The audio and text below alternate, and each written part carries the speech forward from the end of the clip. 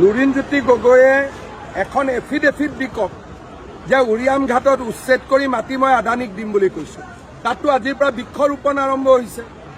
গৰুখুটিৰ মাটি কি উচ্ছেদ কৰি আমি আদানী আম্বানীক দিছোঁ নেকি?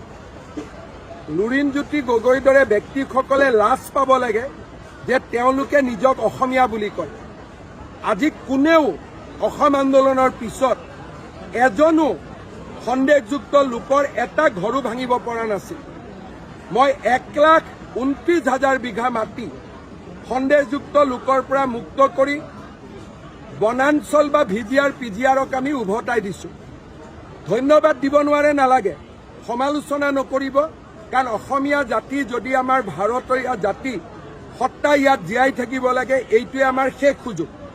আপুনি কংগ্ৰেছৰ ওচৰত আত্মসমৰ্পণ কৰিছে, কৰক, মোৰ আপত্তি নাই, কিন্তু জাতিটোৰ কাৰণে যি ভাল কাম হৈ আছে তাৰ মাজত নোসোমাব, ৰাইজৰ অভিশাপ পাব।